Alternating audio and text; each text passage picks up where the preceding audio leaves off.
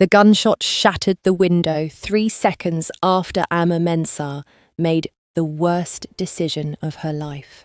She'd spent 3 years in Seoul perfecting invisibility. Undocumented immigrants didn't take risks. They didn't make eye contact. They certainly didn't slip handwritten warnings to Korean mafia bosses about assassination plots. But she'd done exactly that. Now she was on the floor of Hanoi, Seoul's most expensive restaurant, covered in shattered glass and expensive wine, while men in dark suits opened fire on the private dining room where she'd just been serving dessert.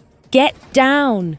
The Korean man, the one whose eyes had met hers when she'd handed him that note, the one she'd just saved, threw his body over hers, shielding her from the spray of bullets tearing through silk wallpaper and antique screens. He was warm, solid, smelled like expensive cologne and something darker, gunpowder, power, danger. "Who are you?" he'd asked when she'd slipped him the note 5 minutes ago, his fingers closing around her wrist hard enough to bruise.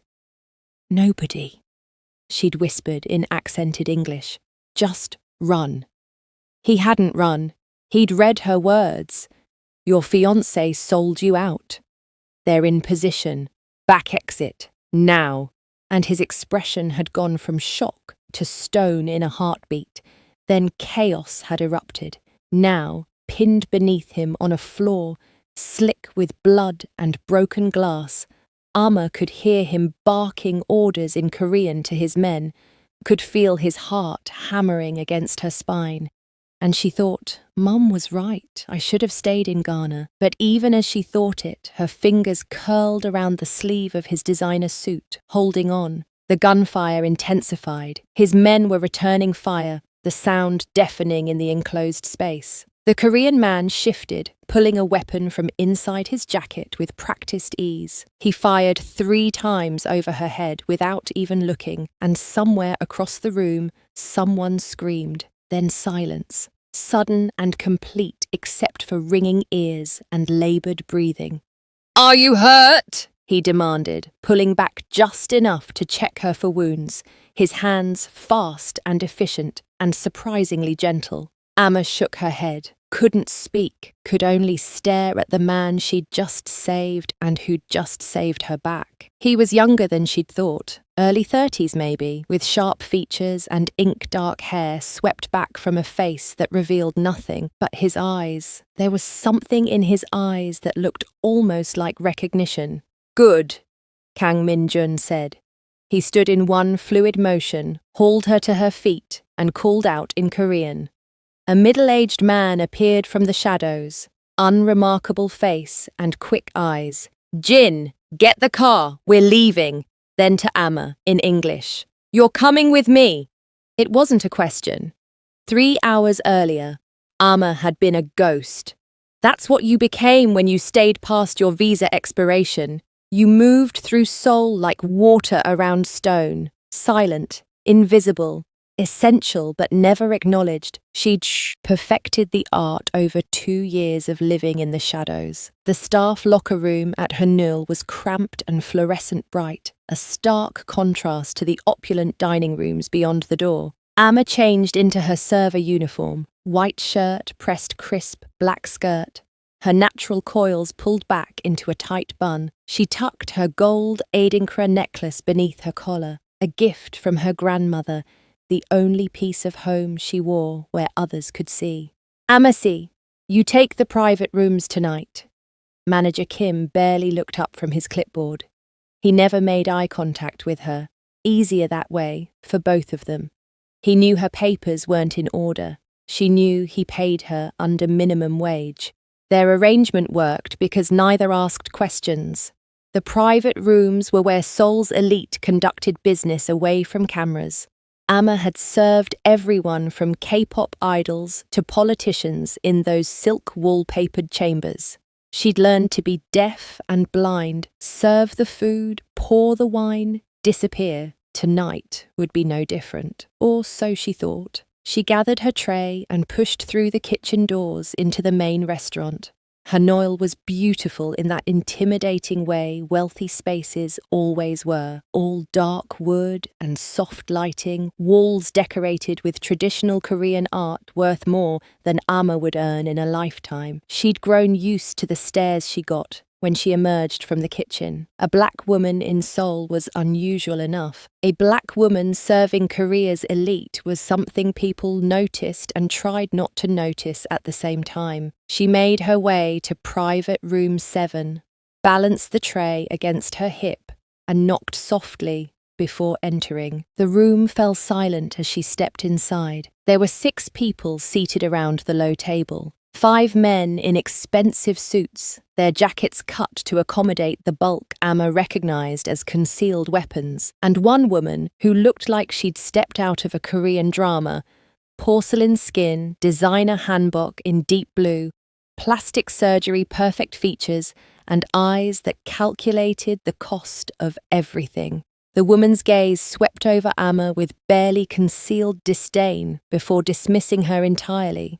But one of the men looked up, and for just a moment their eyes met. He was beautiful in that sharp-edged way that made her think of knives. Strong jaw, serious mouth, expensive haircut. But it was his eyes that caught her.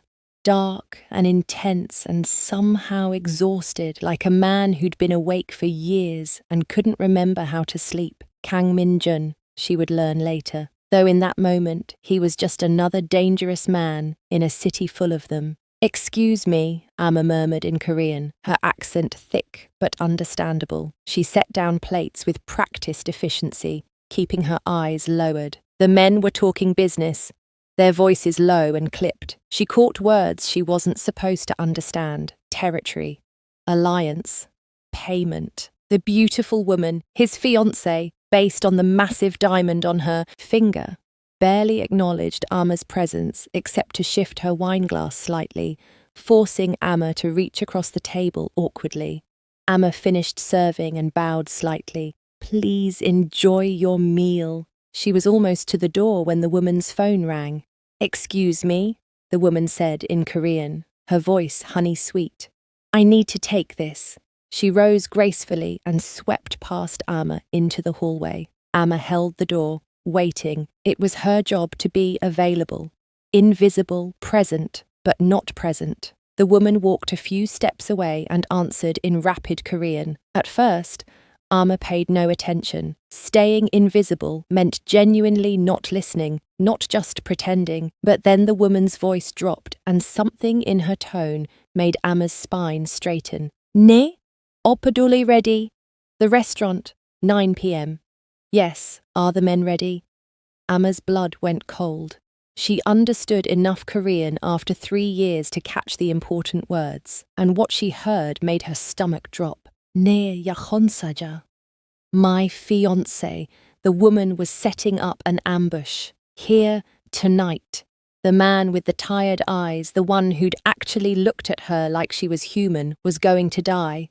Amma stood frozen in the hallway, her heart pounding so loud she was sure the woman could hear it. The woman ended the call, checked her reflection in a decorative mirror, and smiled. Not the sweet smile she'd worn at dinner.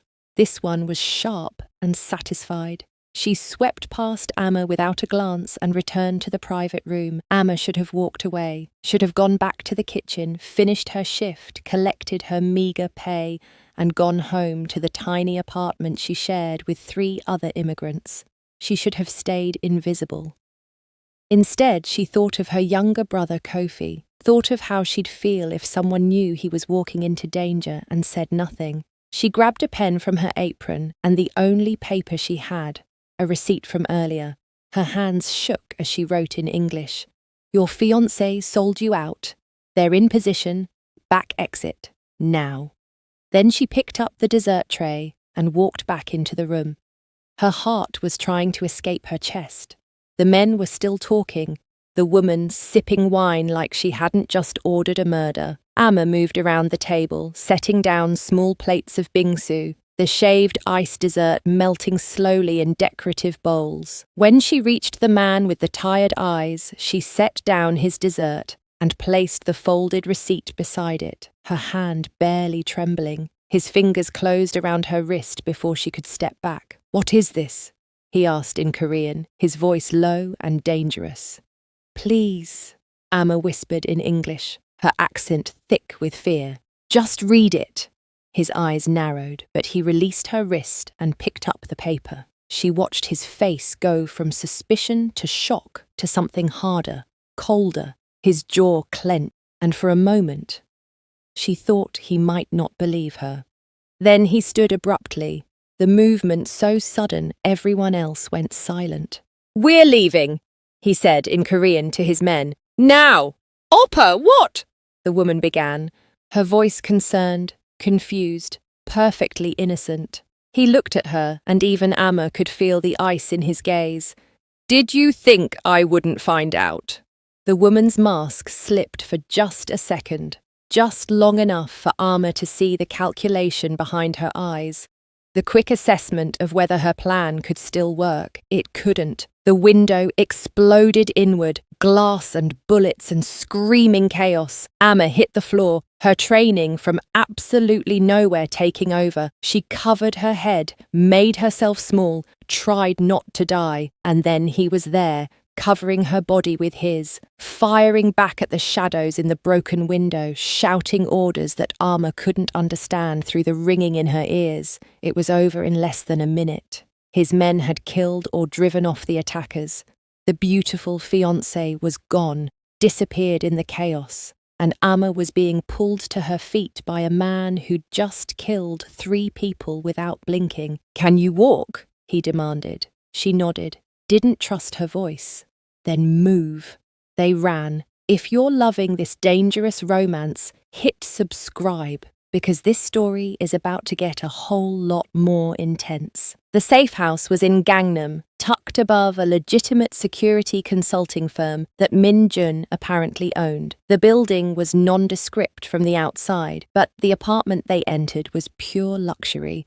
Floor-to-ceiling windows overlooking Seoul's glittering skyline, minimalist furniture that probably cost more than Amma's entire year's salary, art on the walls that looked important. Amma stood in the entryway, suddenly aware that she was tracking blood onto white marble floors. Her hands were shaking. Now that the adrenaline was fading, she felt like she might collapse. "Sit." Minjun gestured to a leather couch that looked too expensive to touch. Amma sat, watched as he poured 2 glasses of what looked like whiskey from a crystal decanter. He handed her one and downed his own in a single swallow. She stared at the glass in her hands. "I don't drink. Tonight you do." "I'm Christian." He paused, looked at her properly for the first time since they'd escaped, really looked. Amma felt exposed under that gaze, like he was cataloguing every detail, her dark skin against the white uniform, her gold necklace now visible, her natural hair fighting the constraints of its bun, the exhaustion she carried like a second skin. "Water then," he said, finally, and took her untouched whiskey. The middle-aged man from the restaurant, Jin, she'd heard Min Jun call him, appeared with a bottle of water and a first aid kit. He set both on the coffee table, bowed slightly to Min Jun, and disappeared into another room. "You're hurt," Min Jun said, nodding at her arm. Amma looked down. There was a cut on her forearm, shallow but bleeding steadily. She hadn't even felt it. "It's nothing. Let me." He was already opening the first aid kit, pulling out antiseptic and bandages. His hands were steady, efficient, hands that had killed people an hour ago, now carefully cleaning her wound. The absurdity of the situation hit her all at once. She started laughing, couldn't stop, the sound edging toward hysteria. "I'm sorry," she gasped. "I'm sorry, this is just... I was supposed to finish my shift, go home, send money to my family, and instead we almost died." "But we didn't." He finished bandaging her arm and sat back, studying her again. "Because you warned me." "Why?" Amma took a shaky breath. "I have a younger brother. If someone knew he was walking into danger and said nothing, I'd never forgive them. So I couldn't just let you die, even though you don't know me. I don't need to know you deserve to live. Something shifted in his expression, not quite a smile, but a softening. What's your name? Ama Mensa. Ama, he repeated, the syllables careful in his accented English. I'm Kang Min-jun, she finished. I know, everyone knows who you are. His mouth twisted. Then you know what I am. You're the man whose life I just saved. That's all I need to know right now. They sat in silence for a moment. Outside the windows, Seoul glittered and hummed, unaware that anything had changed, but everything had changed. Amma could feel it in her bones. Your fiancée, she said finally. She really tried to have you killed. She wasn't my fiancée by choice. Min-jun leaned back, closed his eyes. It was an arranged marriage, a business alliance between families. I knew she didn't love me. I didn't realize she hated me enough to kill me. What will you do? Deal with it. His eyes opened, cold and focused. But first, I need to deal with you. Fear spiked through Amma's chest. What do you mean? You're a witness. You warned me, which means her family knows you're involved. They'll come after you to tie up loose ends. He stood, began pacing. Where do you live? Itaewon. I share an apartment with... Not safe. They'll find you there. Family? In Ghana. Papers? Amma hesitated. Min-jun stopped pacing, looked at her. I'm not immigration. I just need to know what I'm working with. Expired, she admitted quietly. 2 years ago. He nodded, unsurprised. So you can't go to the police, can't leave Korea easily, can't even exist officially. He resumed pacing. You saved my life. In my world, that creates a debt. I pay my debts. So here's what's going to happen. You'll work for me. Legitimate job at my security firm, office manager position. I'll sponsor your visa, get you legal. You'll stay here until it's safe. Amma's head was spinning. I can't just... I have a job, an apartment, roommates. My family depends on the money I send home. I'll pay you triple what you make at the restaurant. You can still send money home. As for your roommates, Jin will collect your things and explain you had to leave suddenly for family reasons. You're just deciding my life for me, Amma said, anger cutting through her shock. I don't even know you. No, Min-jun agreed. But you know they'll kill you if you go back to your normal life. So you can either trust me or take your chances alone. Your choice. It wasn't really a choice. They both knew it. Amma thought of her mother's face on their weekly video calls, thought of Kofi's university tuition, thought of the tiny apartment in Itaewon that had never quite felt like home, thought of the alternative, running, hiding, dying. What do you want in return? She asked quietly. Min-jun met her eyes. I don't know yet, but you're not safe now. They know you warned me. That makes you a target. And I don't leave people to die when I can prevent it. So we'll call it even. You saved my life, I'll save yours. Amma studied him. He was dangerous, she knew that. Part of a world she'd spent 3 years avoiding.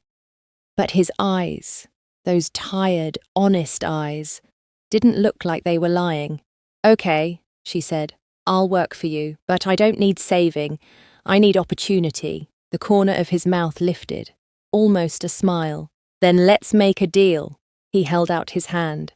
Amma looked at it. Strong, scarred, steady. The hand of a man who'd killed people tonight without hesitation. The hand of a man who'd also shielded her body with his own. She took it. His grip was firm, warm. Their hands lingered a moment longer than professional, and Amma felt something spark between them.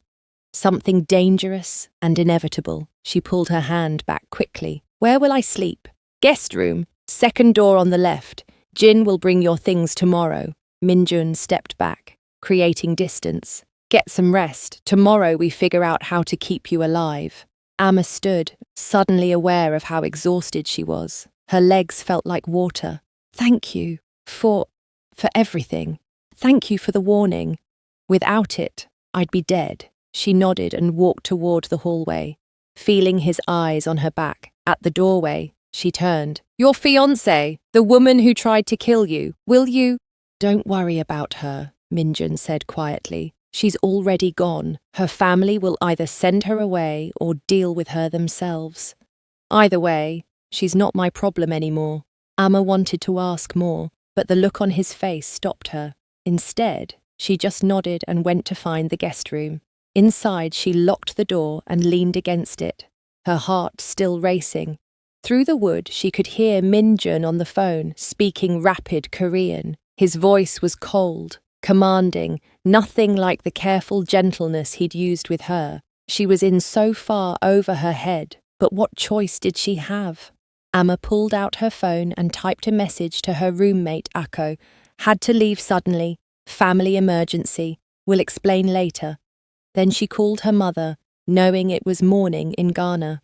Her mother's face filled the screen, already frowning. Amma, why are you calling at this hour? What's wrong? Nothing's wrong, Mum. I wanted to hear your voice. Don't lie to me, child. You look terrible. What happened? Amma couldn't tell her the truth, could barely process it herself. I got a new job, a better one. I'll be able to send more money home. Her mother's frown deepened. What kind of job? Office manager, at a security company. It's legitimate, I promise. Amma adwoa mensa, you're hiding something from me. I'm just tired, Mum. It's been a long day. They talked for a few more minutes, her mother updating her on Kofi's university classes, her younger sister's school performance, normal, ordinary things that felt surreal after the night she'd had. When she hung up, Amma caught sight of herself in the mirror above the dresser. Her uniform was torn and stained with blood. Her hair was falling out of its bun. Her dark skin looked ashen with exhaustion. But her eyes looked different, alive in a way they hadn't been in years. Terrified, yes, but also awake. She changed into the clothes she found in the closet, expensive loungewear that was too big but clean, crawled into bed that was softer than anything she'd ever slept on. And despite everything, despite the fear and the chaos and the impossible situation she'd stumbled into, Amma fell asleep almost immediately. In the living room, Minjun stared out at Seoul's skyline and tried to process what had just happened. Haejin had tried to have him killed. His father would see this as a failure, a broken alliance, a humiliated family. The wedding had been scheduled for 3 months from now, a merger of territory and resources, his father had called it. Minjun had accepted it the way he'd accepted everything else his father demanded. He'd known Haejin didn't love him. He hadn't loved her either. It was business. That's all relationships in his world ever were. Except she'd hated him enough to orchestrate his murder rather than just call off the wedding, and he'd been saved by a Ghanaian waitress with brave eyes and a moral compass that made no sense in his world. Amma Mensa. She'd risked her life to save a stranger, hadn't asked for anything in return, hadn't even wanted the whiskey he'd offered. She's trouble, Jin said from the doorway. Minjun didn't turn. She saved my life. Which is why we'll protect her, but she's still trouble. Jin moved to stand beside him. She'll make you feel things, want things, and men like us don't get to want things. Men like us are exactly why women like her have to hide in the shadows. Jin was quiet for a moment. You like her? It wasn't a question. Minjun thought about Amma's laughter in the face of danger, her refusal to be saved when she needed opportunity, the way she'd tucked her grandmother's necklace beneath her uniform like a secret, the way his hand had felt holding hers. I respect her, he said finally. Jin snorted. That's worse. Respect turns into other things. Complicated things. Then I'll deal with complicated. Your father won't approve. Neither will hers, probably. A Korean crime boss and an undocumented immigrant. This has disaster written all over it. I'm not planning to marry her, Jin. I'm planning to keep her alive. Sure. Jin headed toward his room. Keep telling yourself that. Alone again, Minjun pulled out his phone and looked at the photos from tonight's attack. 3 dead men, all from the Choi family, Haejin's family. The alliance was destroyed.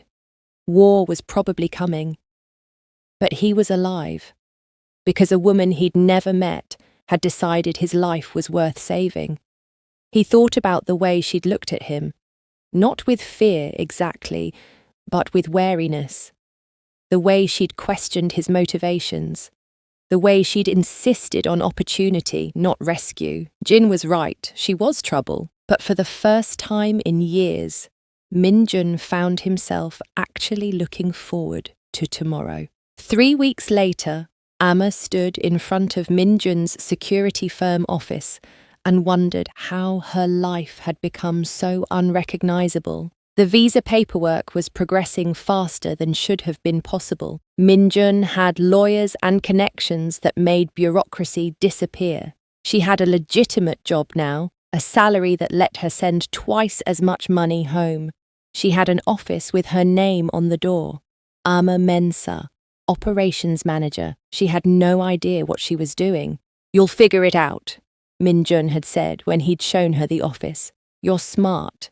You managed 3 years undocumented in a foreign country. Managing my calendar will be easy by comparison." He'd been wrong. Korean corporate culture was a maze of hierarchies and unspoken rules. She had to bow at the right depth to the right people, had to speak with the right level of formality, had to navigate being the only black woman in a building full of Korean men who did security work for Seoul's elite. Some of them were kind, most were wary, a few were openly hostile, but Minjun's protection was absolute.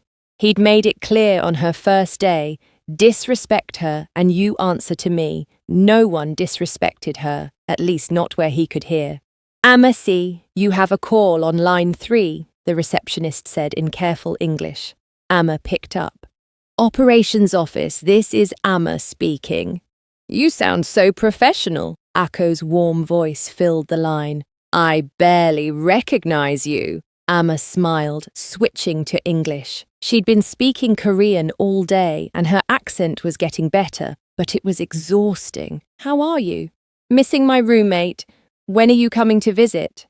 "Soon." "I've just been busy with your handsome boss." Akko's tone was teasing. "The one you're definitely not developing feelings for." "Akko, girl, I've seen the way you talk about him. Minjun says this. Minjun thinks that. You're in trouble. He's my boss, and it's complicated. It's always complicated. Come to church on Sunday. We miss you." Amma felt a pang of homesickness for her Ghanaian community. She'd been avoiding them since taking this job, afraid of the questions, afraid of the judgment. "I'll try." "Don't try. Do. We're your family here." After they hung up, Amma sat staring at her computer screen. Akko was right. She'd been isolating herself, living in Minjun's world, forgetting she had one of her own. "Working hard?" Minjun appeared in her doorway, jacket slung over his shoulder. It was late, past 7. Most of the office had gone home. "Just finishing up." Amma closed her laptop. "Did you need something? Have you eaten?" She hadn't. Had been surviving on coffee and the rice balls the receptionist sometimes brought her. "I'll grab something on the way home." "Home is my apartment, which has no food because neither of us cooks." Minjun leaned against the doorframe. "There's a place nearby, Korean-Chinese fusion. You'll like it." "Is this a work dinner?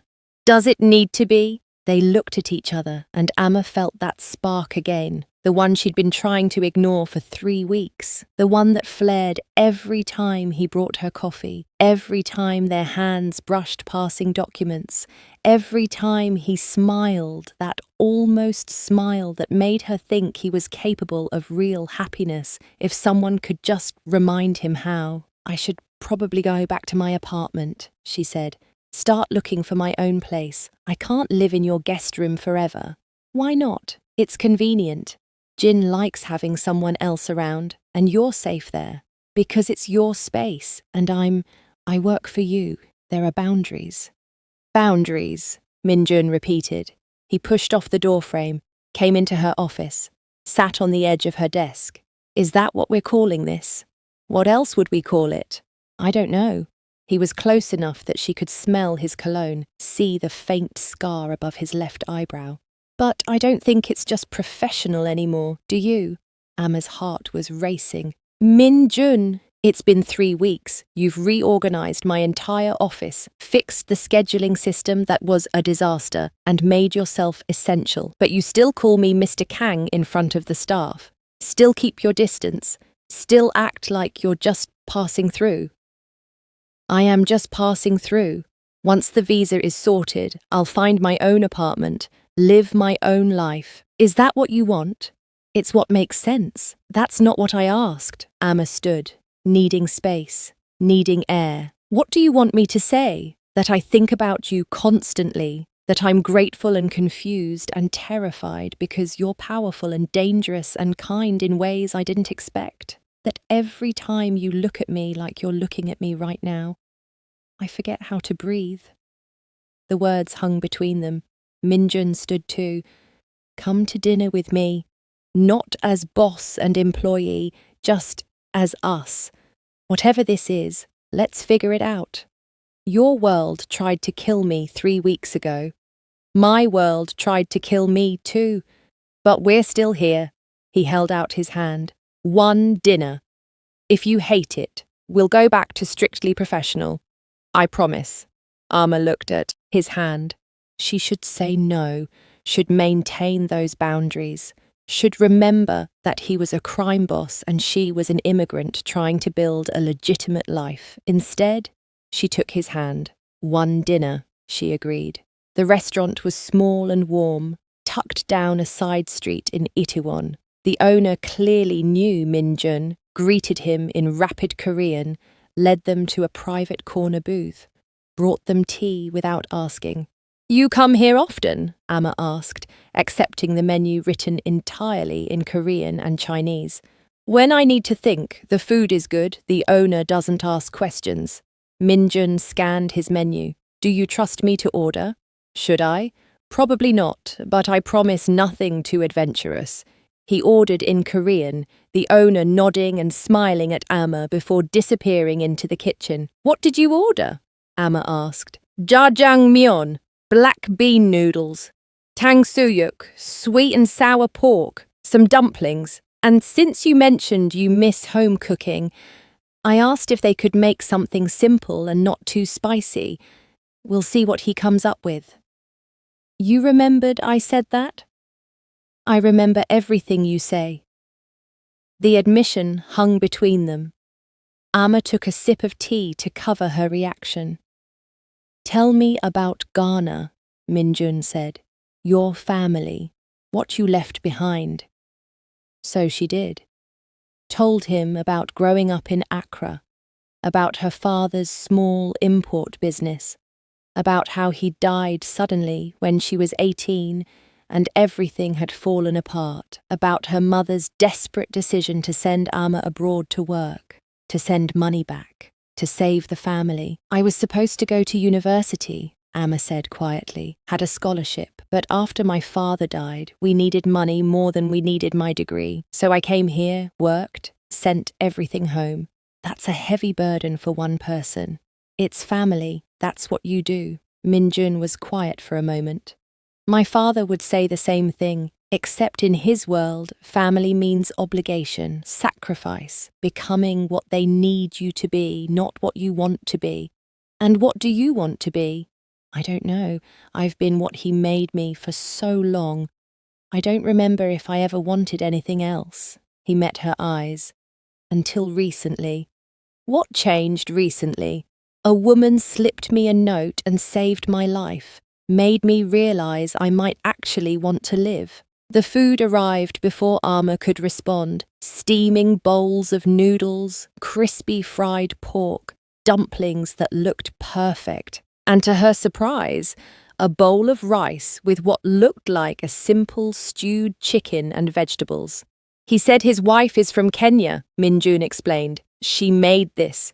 Said if you're homesick for African food, this might help. Ama felt tears prick her eyes. Such a small kindness, but it hit her hard. She tasted it. Simple, clean flavors. Nothing like Ghanaian food, but somehow comforting in its honesty.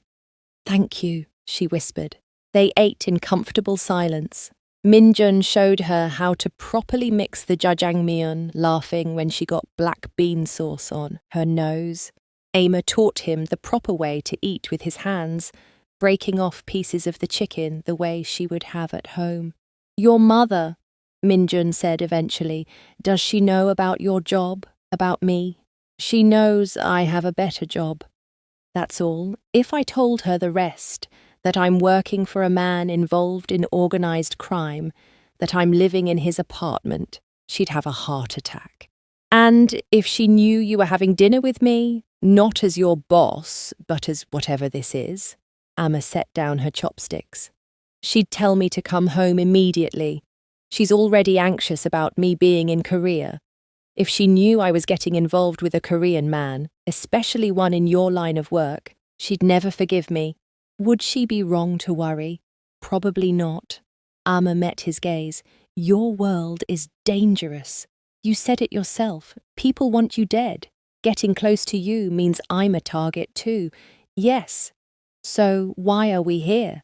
Because for the first time in years, I want something that isn't about duty or family or business. I want to know you, and I hope, you want to know me too. Amma couldn't deny it. These 3 weeks working together, she'd seen glimpses of the man behind the armor, the way he was patient with the receptionist who kept making mistakes, the way he'd personally called to ensure Amma's visa paperwork was priority, the way he sometimes stood at his office window, staring out at the city with an expression that looked like longing. I do want to know you, she admitted, but I'm scared. Of me? Of this? Of wanting something I shouldn't want? Of letting myself feel safe when I know better? Minjun reached across the table, his hand palm up. An invitation. I can't promise you safety.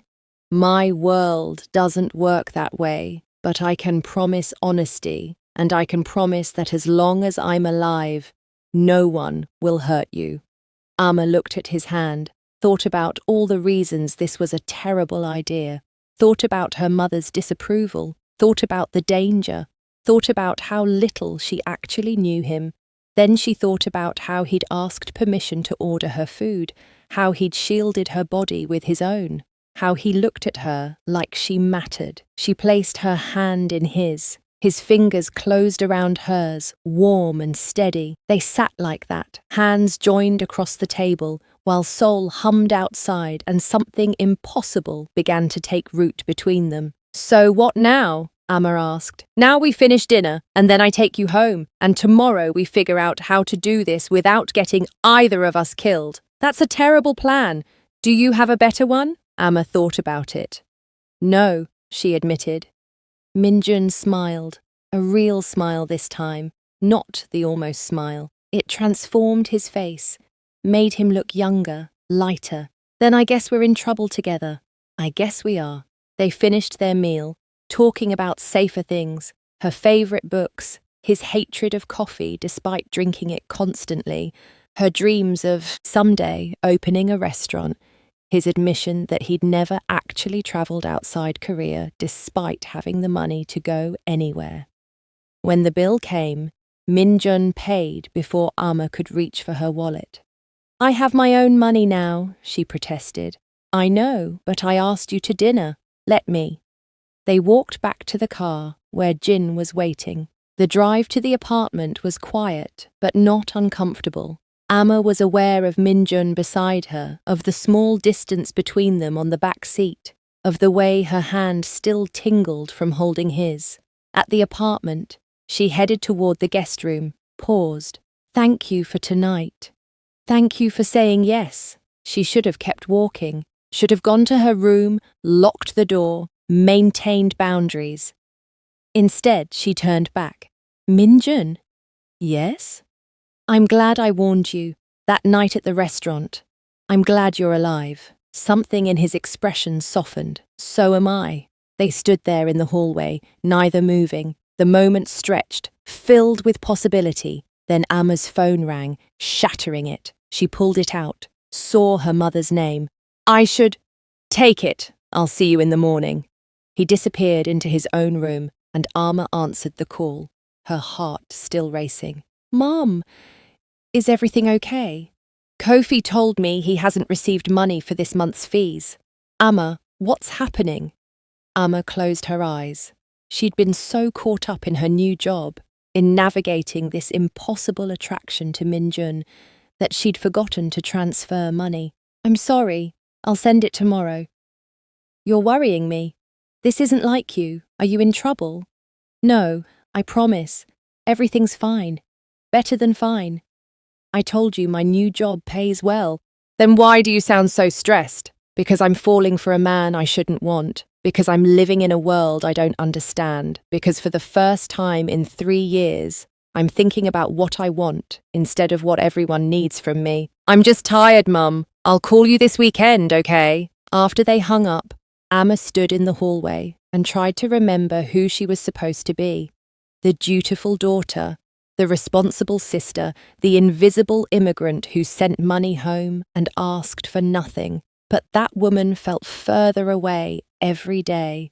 2 months into working at Minjun's security firm, Amma's life had developed a rhythm. She arrived at the office at 8, left at 6, managed schedules, dealt with clients, learned Korean corporate etiquette, sent money home every month, more than she used to, which made her mother happy and kept the questions at bay. She still lived in Minjun's apartment. They'd stopped discussing her moving out. It had become simply where she lived, and they'd become something, not quite dating, more than friends. They had dinner together most nights. Either Jin cooked, or they ordered in, or Minjun took her to small restaurants where the owners knew him and asked no questions. They talked about everything and nothing, their childhoods, their fears, their dreams that felt impossible in the lives they were living. They hadn't kissed, hadn't crossed that final line, but the tension between them was thick enough to drown in. Tonight, Amma was attempting to cook.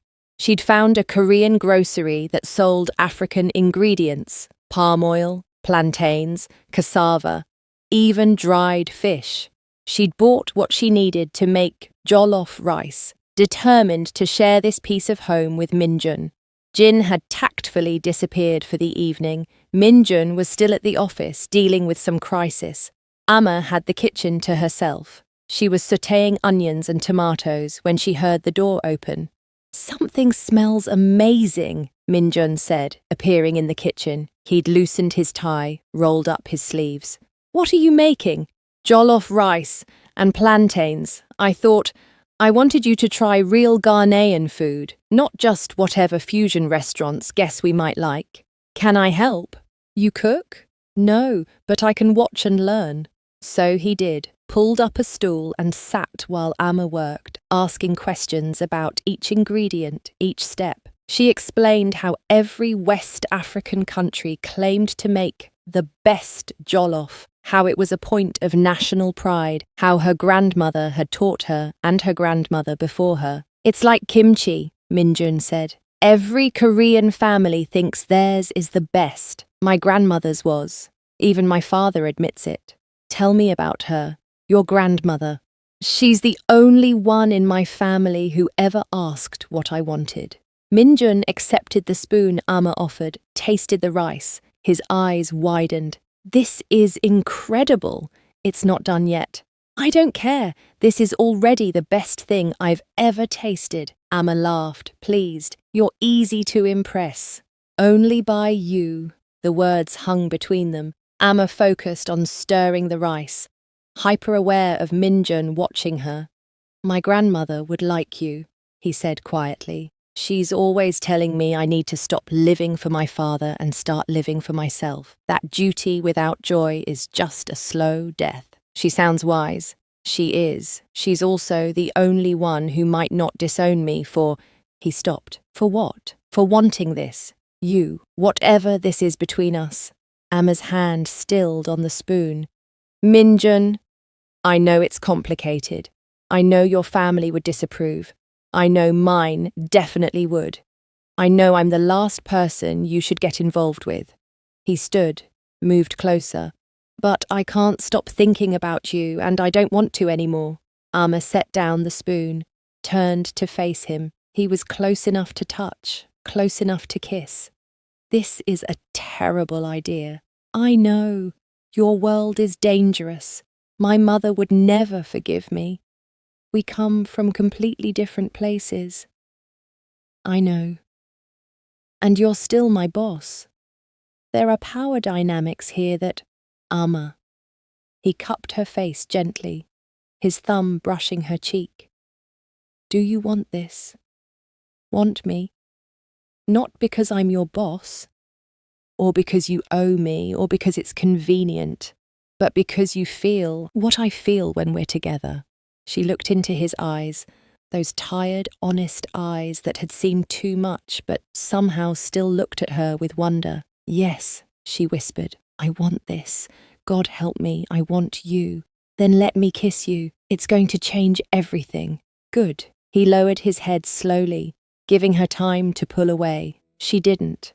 Their lips met softly at first, tentative, testing. Then Amma's hands slid into his hair, and Minjun pulled her closer, and the kiss deepened into something that felt inevitable, like a dam breaking, like coming home. They kissed until the rice started to burn, until Amma broke away laughing, turning off the stove. I ruined dinner, she gasped. I don't care. Minjun kissed her neck, her jaw, her lips again. We can order something later.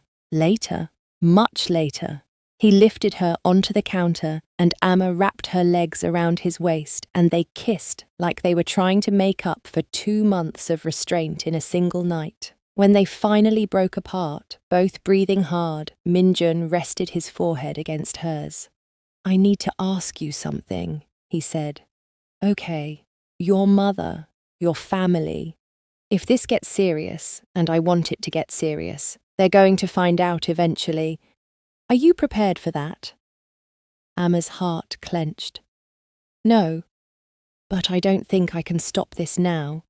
Can you? No. He kissed her softly. But I won't lie to you. My father will never approve. My family will see this as another way I'm failing to live up to expectations. And if your family is anything like mine, they'll see me as exactly what you are. Dangerous, powerful, wrong for me in every way that matters to them. And yet I'm choosing this anyway. Amma cupped his face. I'm choosing you, whatever that costs. They sealed it with another kiss, deeper this time, hungrier. The jollof rice could wait. Everything could wait.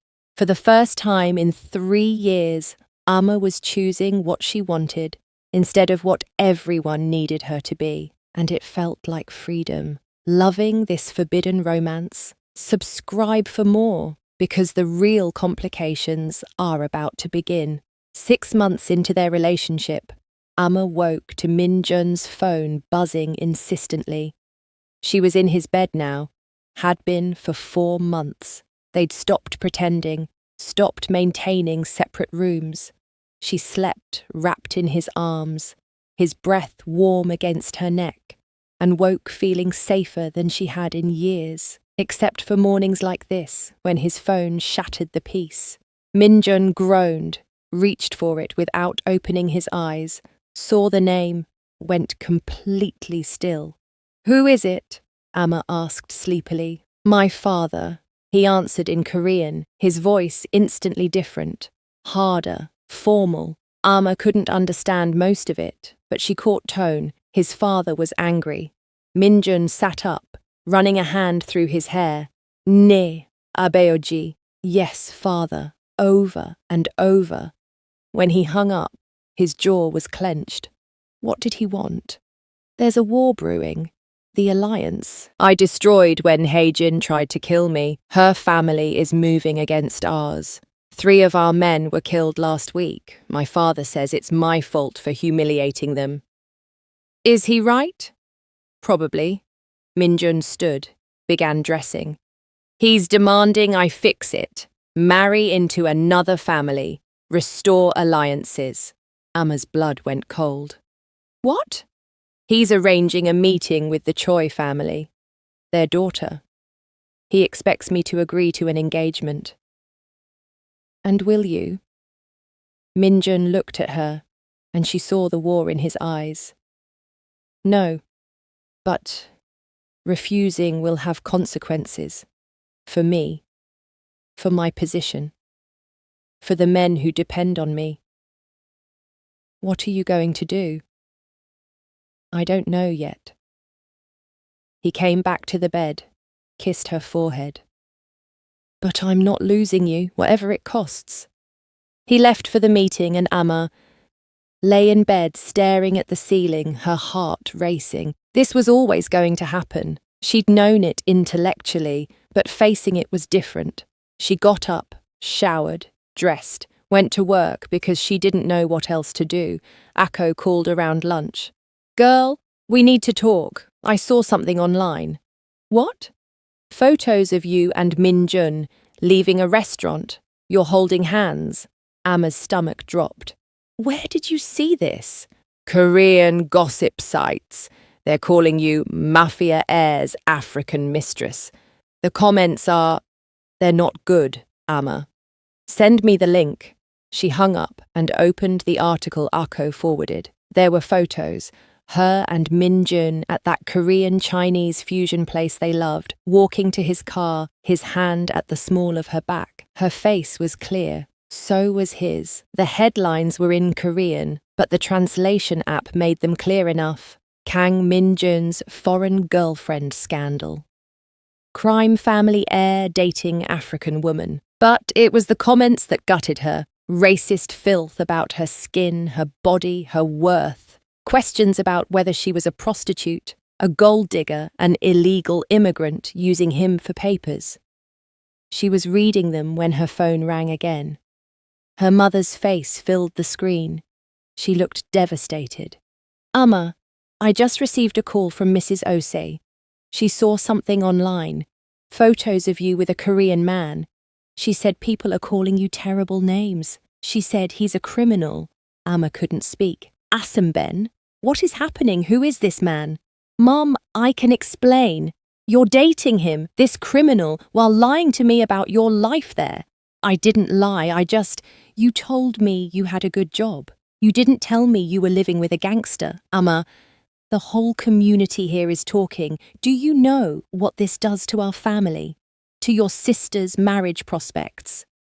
Mum, please, I want you to come home. Book a ticket. Today, leave this man, this life, before you destroy everything. I can't just leave. Yes, you can. You will.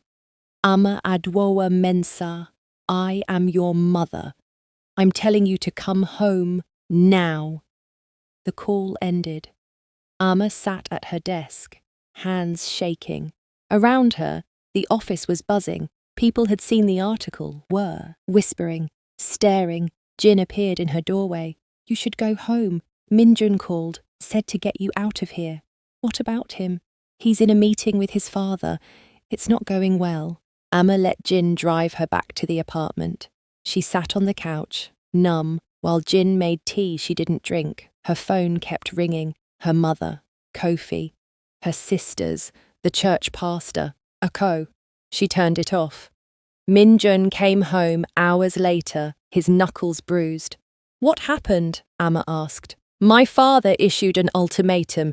End this. Marry the Choi girl. Restore the alliance. Or he strips me of my position, my inheritance, everything. What did you say? I said no. Minjun. I said no, Amma. I told him I'm in love with you, that I'm not ending this, that he can disown me if he wants, but I'm done living for his empire. Amma felt tears sting her eyes. My mother saw the photos. She's demanding I come home. The Ghanaian community is gossiping. My family is humiliated. What do you want to do? I don't know. This was supposed to be private. Now everyone knows. Both our families are furious. Your father might disown you. My mother thinks I've destroyed our family's reputation. How do we come back from this? Minjun knelt in front of her, took her hands. We don't come back. We go forward. Together.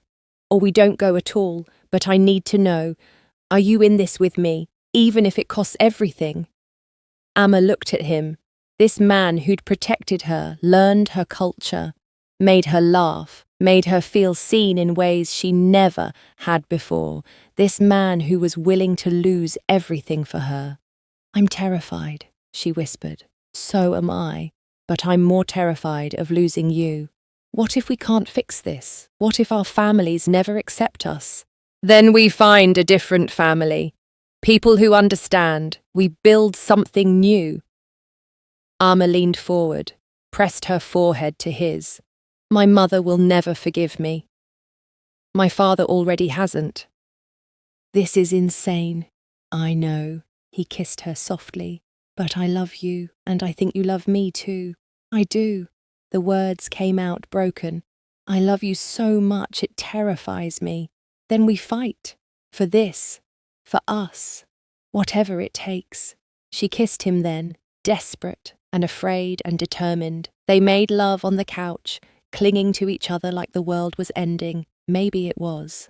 But they were still here, still choosing each other. For now, that would have to be enough. The next 3 weeks were brutal. Minjun's father moved forward with the arranged marriage anyway, announcing an engagement without Minjun's consent. The media exploded with the scandal, Kang Minjun publicly refusing his father's choice, reportedly over his African girlfriend. Amma faced worse. Immigration came to the office, tipped off anonymously. Her visa application was suddenly under review.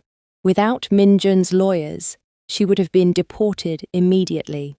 It was Jin, Jin reported, or her family, revenge for the broken engagement. Her mother called daily, begging her to come home. Her siblings were more understanding, Kofi especially, but even they worried about the danger. He's mafia, sis, Kofi said gently during one call. I want you to be happy, but I also want you to be alive. The Ghanaian church community in Seoul was split. Some supported her quietly. Others whispered that she was a disgrace, sleeping with a Korean gangster for money and status.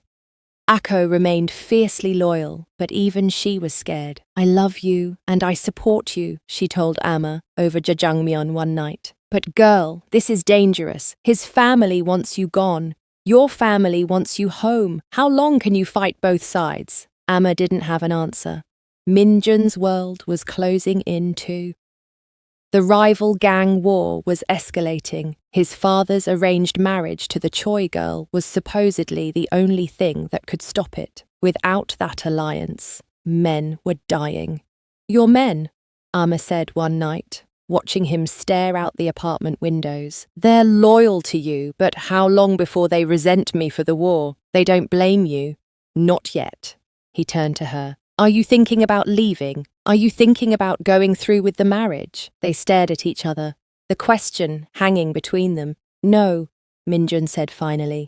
I'll find another way to stop the war, but I won't marry someone else. Even if it saves lives? Even then, he crossed to her, pulled her close. I know what I'm asking of you, to stay with me, despite everything. It's not fair. Love isn't fair. Amma buried her face in his chest. It's just real. 2 months later, everything imploded. Amma was late. She stared at the pregnancy test in her bathroom, hands shaking. Positive, unmistakably positive. She was pregnant with Minjun's child. The timing couldn't have been worse. His father's arranged marriage was scheduled for 6 weeks from now. A wedding Minjun was supposedly boycotting, but pressure was mounting. 3 more men had died in the gang war. His father had made it clear. Marry the Choi girl or watch more people die because of your selfishness. And now there was a baby.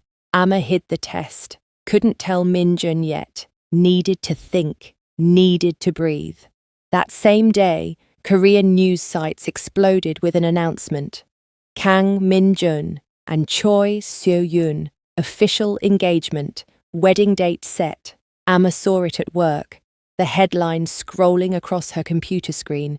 Photos of Min-jun in a suit, standing next to a beautiful Korean woman in traditional dress. They were holding hands at what looked like an official press conference. The caption, "Crime Family Alliance Restored, Kang Choi Marriage to End Territorial Dispute." Amma's world tilted. He'd said he wouldn't, had promised, but there he was, in photos that looked recent, smiling next to his bride-to-be. She ran to the bathroom, threw up. Morning sickness or heartbreak, she couldn't tell. Akko found her there. Amma, "He's getting married. He chose. His family over me. Of course he did. You don't know that. Maybe it's not what it looks like. He's holding her hand, Akko. There are photos." Amma went home early, ignoring Min-jun's calls. She couldn't talk to him, couldn't look at him. The man in those photos, standing next to a Korean woman, smiling for cameras, restoring his father's alliance. That wasn't the man who'd promised to choose her. Or maybe it was. Maybe Jin had been right from the beginning. She was trouble, a complication. And when it mattered, when lives were actually on the line, Min-jun had chosen the practical path. The pregnancy test was still in her purse. She should tell him. He deserved to know, but looking at those photos, Amma couldn't. If he was going through with the marriage, then her child, their child, was better off without him. Better off back in Ghana, where Amma could raise them in peace, away from this violent world. She booked a ticket home, left for the following week. Then she went to say goodbye to the one person in Min-jun's family who'd shown her kindness. Halmeoni's house was traditional Korean, all sliding doors and careful gardens. The grandmother answered the door herself, took one look at Amma's face, and simply said, "Come, sit." They had tea in silence. Finally, Amma spoke. "I came to thank you for your kindness. I'm leaving Korea, going back to Ghana." Because of the engagement, he made his choice. Halmeoni sipped her tea. Did he? I saw the photos. He's marrying her. He's planning to refuse her at the altar, publicly. Has been planning it for weeks. Didn't tell you because he's an idiot who thinks protecting you means lying to you. Amma's breath caught. What? My grandson is many things. Honourable when it counts, loyal to a fault, and catastrophically bad at communication. Halmeoni set down her cup. He told me about you, asked my blessing. I gave it. You make him want to live, not just survive. But he's also terrified of his father, so he's playing along publicly while planning to humiliate him privately. That'll get him killed. Yes, my son doesn't tolerate defiance. If Min-jun refuses that marriage publicly, I fear what will happen. Amma's pregnancy test fell from her purse as she reached for her tea. It clattered to the table between them. Halmeoni looked at it, looked at Amma. Does he know? No. You have to tell him. If I tell him, he'll do something reckless. Your son will possibly kill him, yes. Halmeoni reached across, took Amma's hand. But this is his child too, his choice too. You can't make it for him. What if making him choose gets him killed? What if not letting him choose kills his soul? Amma felt tears slip down her face. I don't know what to do. Yes, you do. You've always known. Halmeoni squeezed her hand. You're stronger than you think. Braver. Go to him. Tell him the truth. Let him decide. Trust him to fight for what matters. What if he chooses wrong? Then at least it was his choice, not yours for him.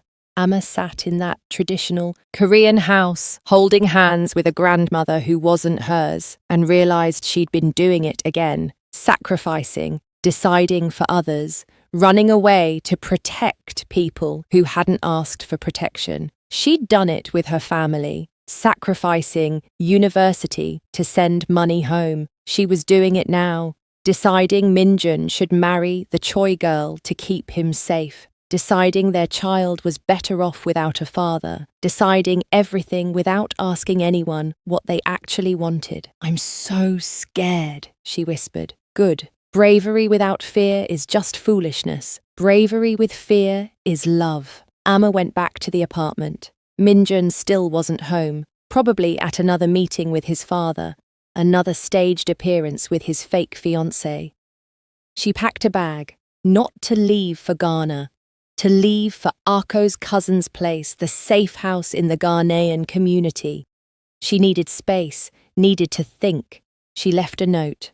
"I can't watch you die for me. You'll be a better leader than your father. Marry well. Be safe. Forgive me. I'll always love you." She didn't mention the pregnancy. Couldn't. Not yet. Ako's cousin welcomed her, no questions asked. The Ghanaian community closed ranks around her, protecting their own.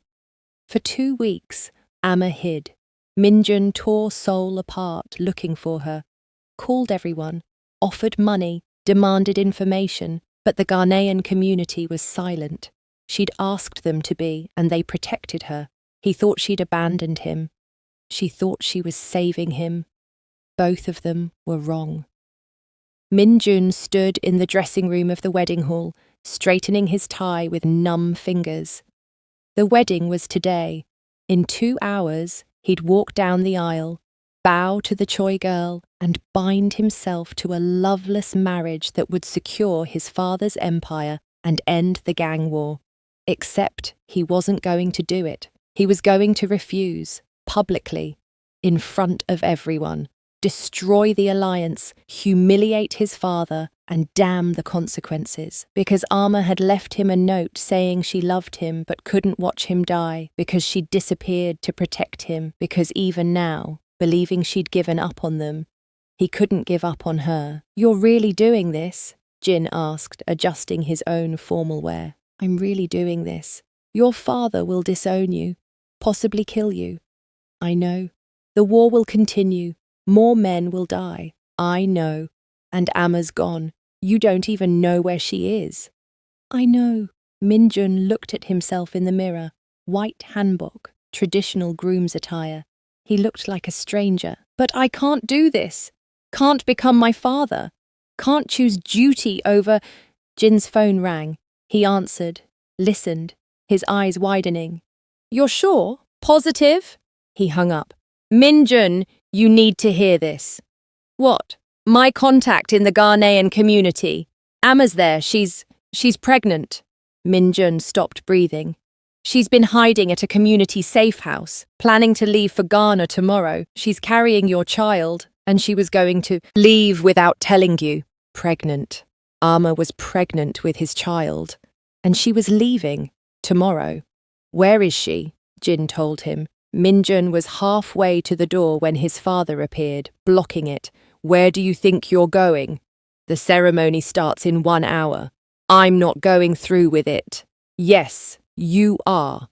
His father's voice was ice. "Or I will destroy everything you care about. That African woman, I'll make sure she's deported and blacklisted. Your friends, your men who stayed loyal, I'll crush them. You will marry the Choi girl, or I will tear apart everything you love, even if you kill me, if necessary." They stared at each other, father and son, patriarch and heir, 2 men who'd never understood each other. "I'm in love with her," Minjun said quietly. "Amma, I'm in love with her. She's carrying my child, and I'm not marrying anyone else. Disown me, kill me if you want, but I'm done living your life." He pushed past his father and ran. Amma was packing when she heard the commotion downstairs. Ako's cousin's apartment was above a Ghanaian grocery in Itaewon. She could hear arguing in the shop below, raised voices in English and Korean, then footsteps pounding up the stairs. The door burst open. Minjun stood there, wild-eyed, still in his wedding hanbok, breathing hard. "You're pregnant," he said. Amma's hands stilled on her suitcase. "Halmioni told you." "Jin's contact told me. Halmioni confirmed when I called her. You were going to leave without telling me. You're supposed to be at your wedding. I was. I left. I'm not marrying her, Amma. I was never going to. I was planning to refuse at the altar, destroy my father's alliance, choose you publicly. I just didn't tell you because I'm an idiot who thought protecting you meant lying. It would have gotten you killed. Maybe, but it would have been my choice. Just like this. He gestured at her suitcase. Should have been mine too. You're carrying my child, and you were going to leave without even telling me. To protect you! I don't need protecting. Minjun crossed the room, took her hands. I need you. I need honesty. I need you to trust me enough to let me choose, even if it's dangerous, especially if it's dangerous. Your father will kill you if you defy him. My father can try, but I have my grandmother's protection, my brother's support, and more importantly, I have you, if you'll still have me, even though I'm an idiot who handles everything wrong. Amma felt tears streaming down her face. I was so scared. So was I. I still am, but I'm more scared of losing you, losing this. He placed his hand on her stomach. Our child, our future. I don't care what it costs. It'll cost everything. Your inheritance, your position, maybe your life. Then I'll pay it. Gladly, if it means you stay. My mother will never forgive me. My father already hasn't. We'll be alone. We'll have each other. We'll have our child. We'll build something new, better than what either of our families gave us. Amma looked at him. This man in traditional wedding clothes meant for another woman, who'd abandoned his own ceremony to find her, who was choosing her even though it meant losing everything. The wedding, she said. It's today, right now. Yes, they'll be waiting. Your bride, your family, everyone. I don't care. I do. Amma grabbed her brightest kente cloth from her suitcase. The yellow and red one her grandmother had given her, started wrapping it around herself. If you're going to humiliate your father and destroy an alliance, you should at least let me be there. Minjun's eyes widened. Amma, I'm done running, done hiding, done letting fear make my choices. She placed her hand over his on her stomach. We made this child together. We'll face what comes together. So take me to your wedding. Let's show them exactly who you're choosing. It's going to be a disaster. Good, I'm tired of quiet anyway. He kissed her then, deep and desperate. When they broke apart, both breathless, he said, I love you. God, I love you so much. I love you too. Now, let's go crash your wedding. The wedding hall was massive, traditional, filled with Seoul's criminal elite. Minjun's entire family was there, the Choi family, business associates, media waiting outside to document the alliance that would end the gang war. When Amma walked in and, visibly pregnant in bright kente cloth, every head turned. The whispers started immediately. Shock, outrage, fascination. She walked down the center aisle, head high, while Minjun stood at the altar in his white hanbok, bride beside him in traditional dress. The room went silent as Amma stopped halfway. Excuse me, she said in careful Korean, her accent thick but determined. I'm sorry to interrupt, but I need to say something. Minjun turned to his bride, removed the engagement ring, handed it back gently. I'm sorry, I can't do this. Then he walked off the altar, down the steps, toward Amma. The room exploded. His father stood, face thunderous. Kang Minjun, you will stop this now. Minjun ignored him, reached Amma, took her hand. To the room, to his father specifically, he said in Korean, I've lived my whole life for this family. I've killed for you, lied for you, buried my soul for you, but I won't die for you, not anymore. I love her, I choose our child. If that costs me everything, take it. I'll build something new. His father's voice was deadly quiet. Then you are no son of mine. You are stripped of title, inheritance, protection. You are dead to this family. The words hung in the air. Then an elderly voice cut through the silence. Aigu, all this noise? Halmeoni stood from her seat at the front. The room silenced immediately. Even Minjun's father deferred to the matriarch. She walked slowly to where Minjun and Ama stood, her traditional hanbok rustling, looked at her grandson, looked at Ama. You taught him strength, she said to her son, Minjun's father. You taught him honor. You taught him to make hard choices. Don't punish him for using your lessons. To the room, he chooses love over power. That's not weakness. That's evolution. She took Ama's hand, then Minjun's, placed them together. I bless this union, and if you disown him, you disown me too. I'll leave this family and live with them. Minjun's father's face went white. His mother, the matriarch, was threatening to leave. The family would revolt before they let that happen. Aomioni, he started. No, you've made him into what you wanted. Now let him become what he needs, or lose us both. The standoff stretched. Father and mother, tradition and change. Finally, Min Seok stood, Minjun's younger brother. I'll take his position. Let him go. To Minjun, quietly, be free for both of us. Minjun's father looked between his sons. His mother, the ruined alliance. Finally, he spoke. Fine, go, but you are nothing to me. Never return. Minjun bowed once. Respect for position if not the man. Then he turned to Ama. Saranghae, she smiled through tears. I love you. Together, they walked out of the wedding hall. Halmeoni followed, Jin, a handful of Minjun's men who chose loyalty over position. Behind them, chaos. Ahead, uncertainty, but they were choosing it together.